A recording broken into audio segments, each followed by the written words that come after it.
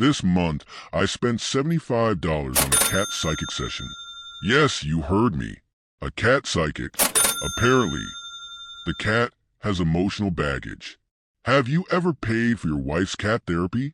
But believe me, this isn't even the weirdest part of my week. My name is William. I'm 46, living in Houston, and I've been married for 14 years. My wife's name is not disclosed for censorship reasons, but her cat's name is Oliver. Oliver is a large, orange tabby with a permanent scowl and a diet more refined than mine. He's pampered, opinionated, and apparently emotionally distressed. It started last Tuesday. I came home from work to find my wife sitting cross-legged on the living room floor, staring deeply into Oliver's green eyes, while a woman in flowing scarves and jingling bracelets waved a crystal pendulum over his head. "What's going on here?" I asked. "Sure," my wife hissed. "We're in the middle of an emotional alignment session." I stood there for a moment, speechless. The psychic, whose name was Luna Starfield, glanced at me with an expression of forced serenity.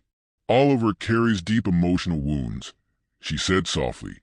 "His aura is clouded by distrust and anxiety." I stared at Oliver. He was lying on his back, completely indifferent to the drama unfolding around him. "Wounds? From what?" I asked. "Past lives," Luna said, as if it were the most obvious answer in the world. The session ended shortly after that, with Luna handing my wife a small vial of feline emotional rebalance oil and strict instructions to apply it to Oliver's paws every morning. I laughed it off at first, but then things started getting weird. My wife began attending spiritual pet wellness retreats every Saturday. They were full-day events, apparently designed to help pet owners bond with their animals on a cosmic level. She'd leave early in the morning and return late at night, always carrying mysterious bags filled with crystals, scented oils, and tiny handmade cat blankets.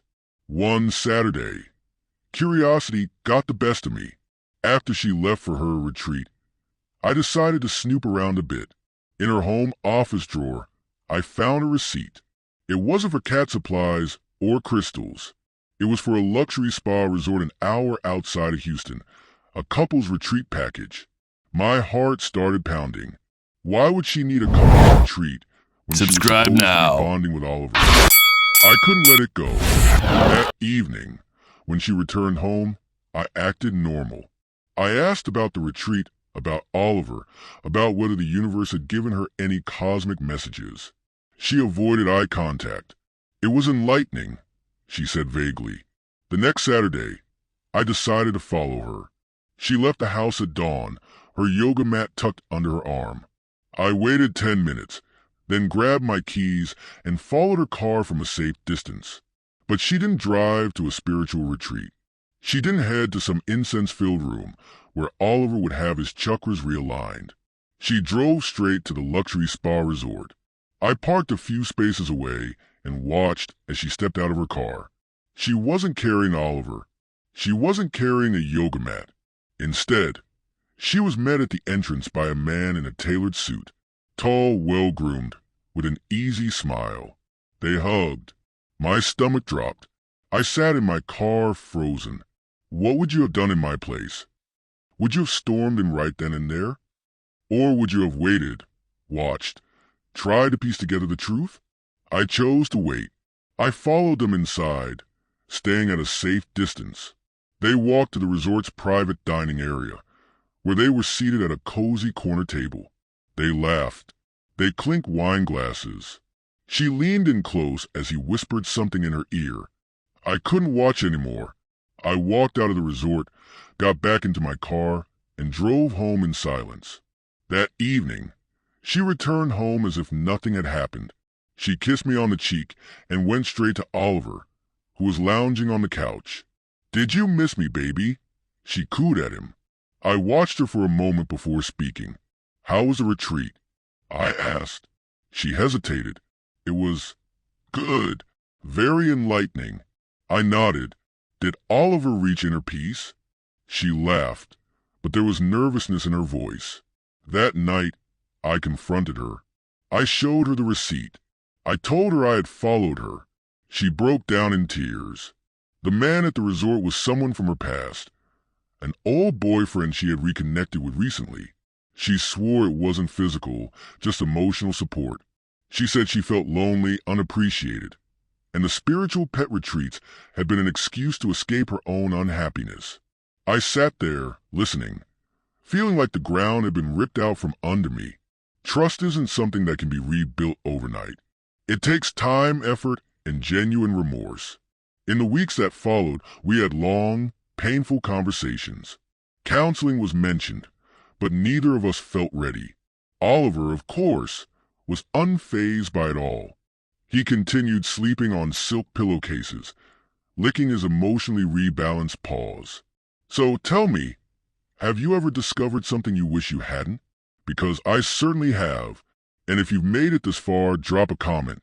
I'd love to hear your thoughts. I want to share with you one more interesting story from my life.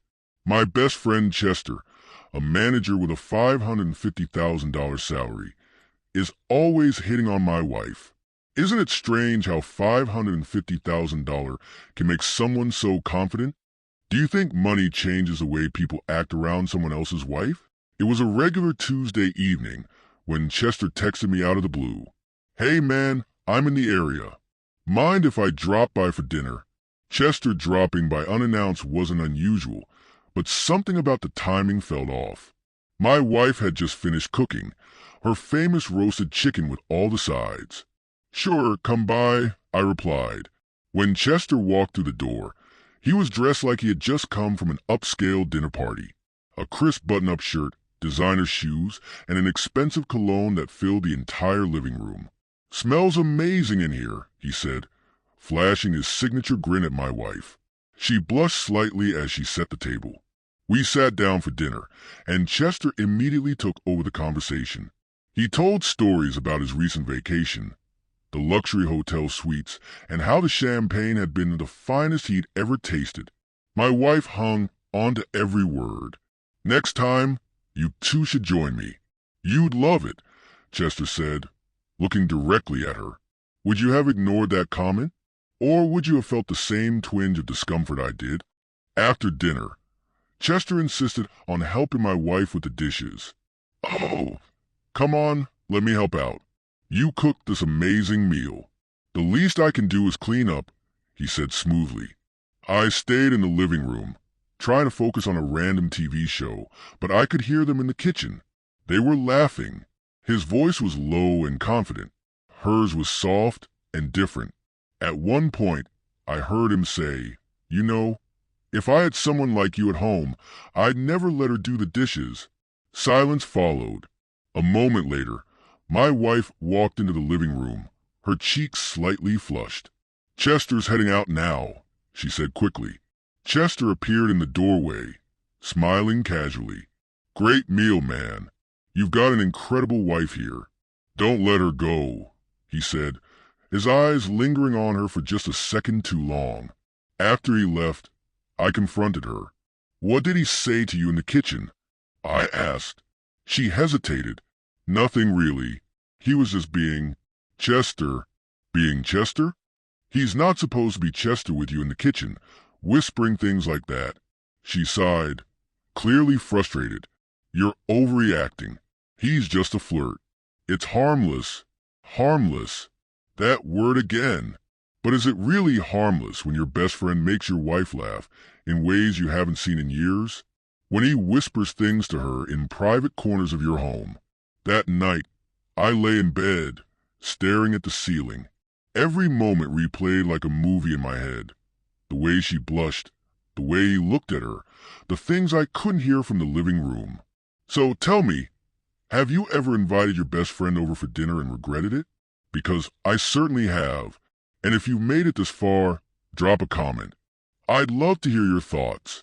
Subscribe to hear new interesting stories and find out how much money women spend.